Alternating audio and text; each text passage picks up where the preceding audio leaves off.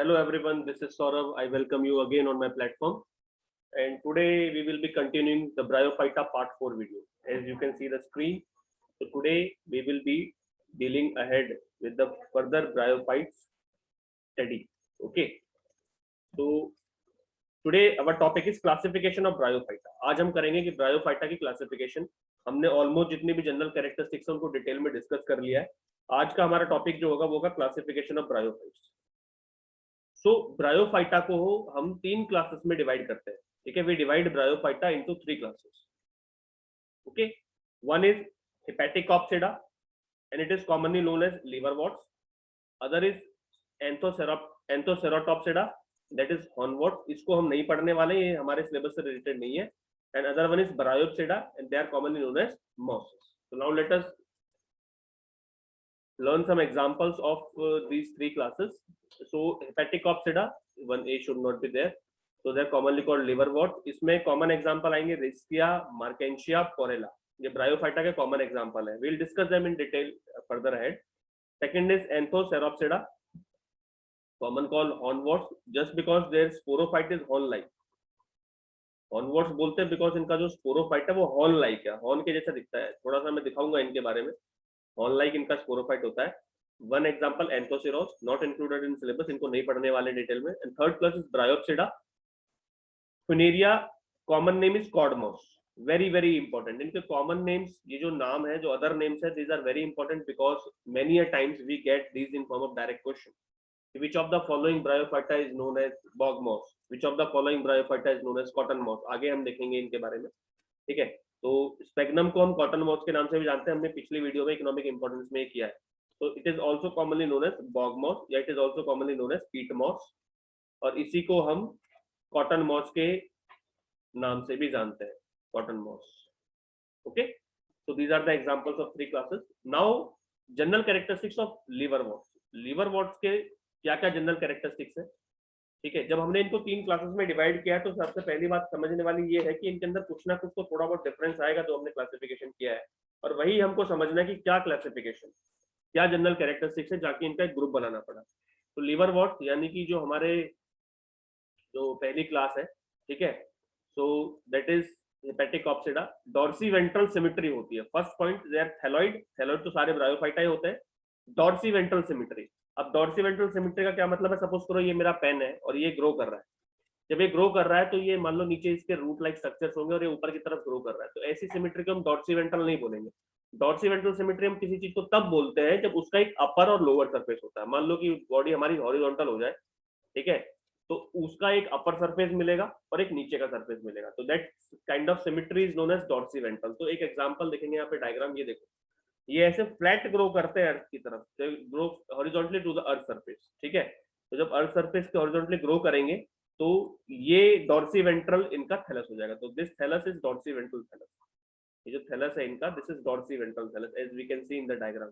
This is a Marchantia diagram. ये Marchantia है जो कि एक हमारा हेपेटिकॉप्सिडा के क्लासेस के अंदर ही आता है.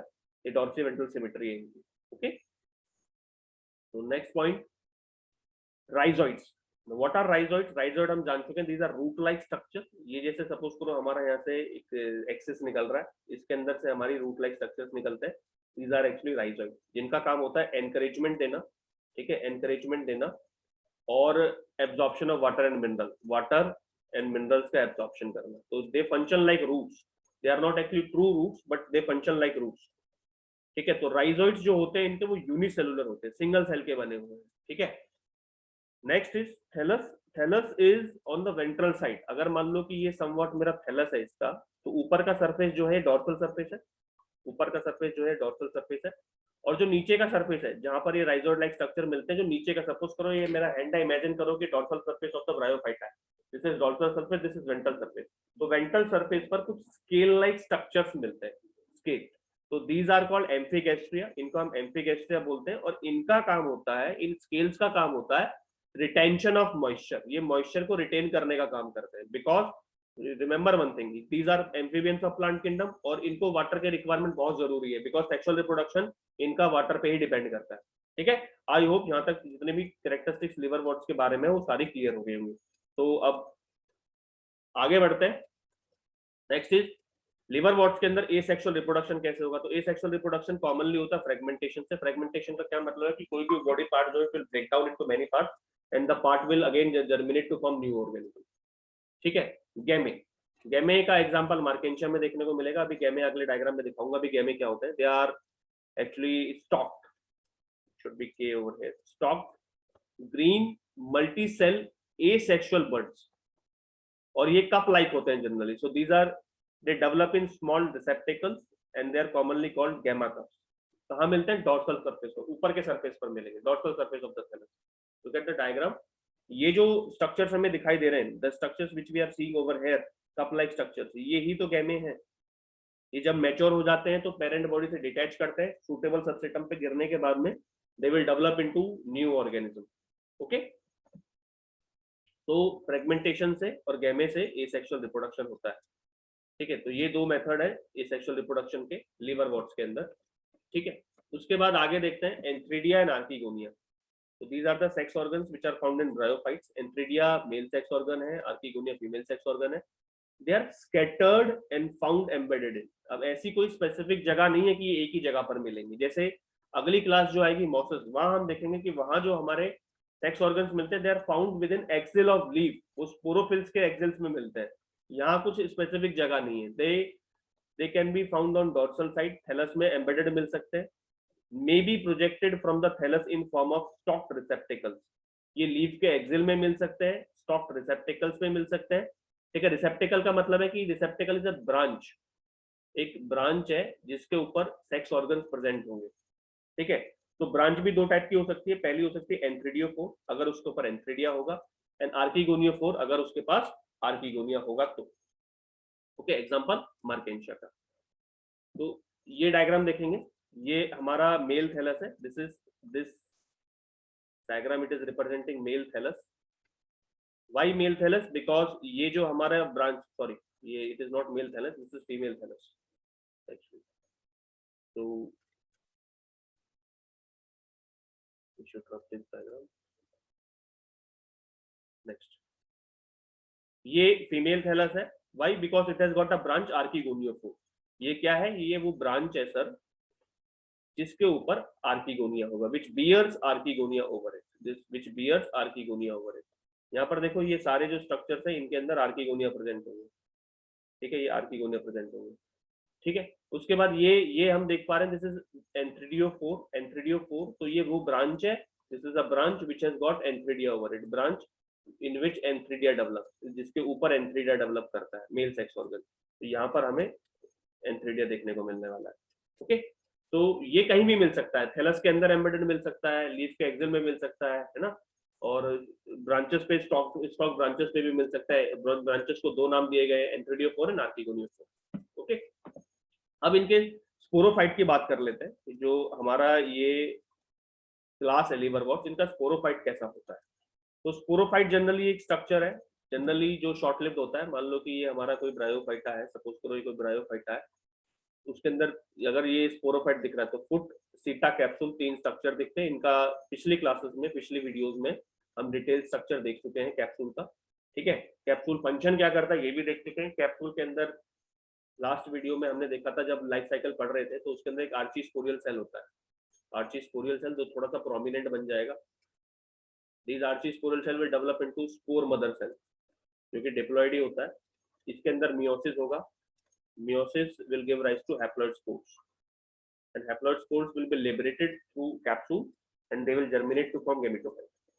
So this was in the life cycle of bryophyta, जो कि haplodiploidic life cycle हुआ करती थी। ठीक है, तो sporophyte may be represented by capsule only, मतलब ऐसा भी हो सकता है कुछ, जैसे एग्जांपल रिस्किया है, रिक्सिया के अंदर फुट और सीटा नहीं मिलते, फुट सीटा नहीं मिलते, डायरेक्टली हमको कैप्सूल देखने को मिलेगा। और it can be differentiated into foot सीटा and capsule, like in case of Marchantia. तो स्पोरोफाइट दोनों केस में मिल सकता है, दोनों जैसा, दोनों मिल सकता है, कैप्सूल के साथ भी मिल सकता है, विद फुट सीटा एंड कैप्सूल भी मिल सकता है, फुट सीटा एंड कैप्सूल। नेक्स्ट, कैप्सूल में कंटेन स्पोर्स ओनली, कैप्सूल के अंदर स्पोर्स भी हो सकते हैं, लाइक एग्जांपल दिस किया। और it may have spores and इलेटर्स, इलेटर्स भी हो सकते हैं। तो व्हाट आर इलेटर्स? इलेटर्स क्या होते हैं? Elaters are diploid hygroscopic structures with spiral thickenings and इनका मेन फंक्शन होता है इलेटर्स का, ठीक है। ये स्पोर्स डिस्पर्सल में काम करेंगे। एक्चुअली होता क्या है, नेक्स्ट पॉइंट देखो जरा एक बार, पहले नेक्स्ट पॉइंट रीड करेंगे फिर इनके इलेटर्स का फंक्शन समझ में आ जाएगा। Peristome, assimilatory tissue and columella ये एब्सेंट होते हैं, जनरली एब्सेंट होते हैं। और ये देखो, ये पेरिस्टोम जो होते हैं ऊपर, ये टीथ लाइक स्ट्रक्चर है। ये कैप्सूल का डायग्राम है, एनाटॉमिकल डायग्राम है कैप्सूल का। ये ऊपर ओपर्क्यूलम है, एनुलस के नीचे पेरिस्टोमिक टीथ है। ये हम डिस्कस कर चुके हैं, these are teeth like structure. Teeth like structure होते हैं जिसके अंदर दो सेट मिलते हैं, एक एपिस्टोम, एक एंडोस्टोम। एपिस्टोम और एंडोस्टोम। जब हमारे स्पोर मैच्योर हो जाते हैं, दे विल ओपन। ये पेरिस्टोम जो है इस तरीके से टीथ लाइक स्ट्रक्चर से, मान लो मेरी फिंगर जो है पेरिस्टोम है, दे विल ओपन अप और यहाँ से स्पोर्स बाहर निकल जाते हैं। तो ये स्पोर्स है क्या, यहाँ से स्पोर्स बाहर निकल जाएंगे। ओके, तो ये जनरली इसके अंदर एब्सेंट होता है, जनरली ये एब्सेंट होता है लिवर वॉट्स के अंदर। अब अगर ये एब्सेंट है तो लिबरेट कैसे करेगा, तो लिबरेशन के लिए इलेक्टर्स प्रेजेंट होते हैं। इलेक्टर्स हेयर लाइक स्ट्रक्चर्स हैं जो कि स्पोर लिबरेशन का काम करेंगे, ठीक है। चलिए नेक्स्ट इज, जैसे कि हमने ये पॉइंट देखा कि जो स्पोरोफाइट है वो उसके अंदर असिमिलेटरी टिश्यू नहीं है, there is no assimilatory tissue. जब असिमिलेटरी टिश्यू नहीं तो इसका मतलब ये फोटोसिंथेसिस नहीं कर पाएगा, no photosynthesis, no photosynthesis. Generally जो स्पोरोफाइट है वो वाटर के लिए, सपोर्ट के लिए, मिनरल्स के लिए तो डिपेंड करता ही है, बट अगर वो असिमिलेटरी होता तो अपना खाना वाटर मिनरल्स को यूज करके खुद बना लेता, सनलाइट तो ऊपर से पड़ती है उसके ऊपर। लेकिन जब असिमिलेटरी टिश्यू नहीं होता तो वो कंप्लीटली डिपेंडेंट हो जाता है गेमिटोफाइट के ऊपर। तो इनका जो स्पोरोफाइट है लिवर वॉट्स का, that is completely dependent upon gametophyte, that is completely dependent upon gametophyte. Very very important thing, इसको याद रखिए, ठीक है। This is the diagram of the spore, sorry capsule का डायग्राम है। कैप्सूल जो इसके अंदर वेरियस पार्ट्स हैं, हम डिस्कस कर चुके हैं। कैप्सूल के अंदर 3 पार्ट होते हैं, अपोफाइसिस, थीका एंड ओपर्क्यूलम। अब इसके अंदर हमें पेरिस्टोम देखने को मिल रहा है, इसके अंदर हमें यहाँ स्टोमेटा देखने को मिल रहा है, इसके अंदर हमें इसके अंदर असिमिलेटरी टिश्यू भी देखने को मिलेगा, कंडक्टिंग स्टेंग भी देखने को मिल रहा है। तो सीधी सी इसके अंदर कॉल्यूमेला भी देखने को मिलेगा। ये इसका मतलब ये जो स्पोरोफाइट है, it is not of liver what, ये लिवर वॉट का नहीं है। ये सिर्फ समझाने के लिए मैंने आपको यहाँ डायग्राम दिखाया है, ये लिवर वॉट्स का नहीं है, बिकॉज इसके अंदर असिमिलेटरी टिश्यू प्रेजेंट है, पेरिस्टोम प्रेजेंट है, कॉल्यूमेला प्रेजेंट है। ये जो स्पोरोफाइट है ये मॉसस का होगा, मॉसस का, बिकॉज मॉसस के कैप्सूल के अंदर हमें असिमिलेटरी टिश्यू भी देखने को मिलता है। क्लियर? चलिए नेक्स्ट पॉइंट पे आते हैं, हॉर्नवॉट्स। हॉर्नवॉट्स जो है जनरली सिलेबस में नहीं है, इनको एक अलग क्लास इसलिए दिया गया। इनकी खास बात क्या है, इनका जो स्पोरोफाइट है वो हॉर्न लाइक होता है, ठीक है। तो capsule contain spores and pseudo elaters, elaters like structure, they are without spiral thickening, क्योंकि उनमें स्पाइरल थिकनिंग्स नहीं है इसलिए उनको सूडो इलेटर्स बोल देते हैं। एग्जांपल एंथोसिरोस, नोटोथाइलस, ये एग्जांपल हो जाएंगे हॉर्नवॉट्स के। इनको रिकॉल करने की जरूरत नहीं है, जस्ट एक याद कर सकते हैं कि यहाँ पे हॉर्नवॉट्स क्यों डाला, क्लासेस क्यों डाला। ये इनका डायग्राम है, ठीक है। देख वी कैन सी, ये जैसे अगर मान लो कि किसी डियर का हेड है, अगर हम इस नीचे वाले पोर्शन को किसी डियर का हेड कंसिडर कर लें तो ऐसा लग रहा है कि ऊपर यहाँ पे हॉर्न लाइक निकल रहा है, हॉर्न लाइक स्ट्रक्चर्स निकल रहे हैं, यही स्पोरोफाइट होता है इसके अंदर। ओके चलो, तो आज की वीडियो में सिर्फ इतना ही, हमने लिवर वॉट्स के बारे में पढ़ा। अगली क्लासेस में मॉसस के बारे में डिस्कस करेंगे। So thank you. और आज के लिए आपका एक क्वेश्चन है, ठीक है। अगर मेरी जितनी भी पिछली वीडियोज हैं ब्रायोफाइटा को लेकर के, अगर वो आपने वीडियोज देखी हैं तो आप ये क्वेश्चन को आंसर कर पाओगे। तो क्वेश्चन ये है कि venter is the part of, venter किसका पार्ट है, पोरोगोनियम का पार्ट है, पोरेंजियम का पार्ट है, एंथ्रीडियम का पार्ट है, या आर्चिगोनियम का पार्ट है, ठीक है। तो आंसर जो है आप सब लोग जो वीडियो देख रहे हैं कमेंट में लिख के भेजें, ठीक है। ज्यादा से ज्यादा लाइक करें, शेयर करें, सपोर्ट करें। कोई भी आपको ऐसा लगता है कि something has to be improve तो प्लीज मेंशन दैट थिंग। कोई भी नेगेटिव पॉइंट, कोई भी एक्सेप्ट पॉजिटिव पॉइंट, उन सबको मेंशन करें, it matters a lot to me. So I thank you all and we will meet in the next video. Thank you so much.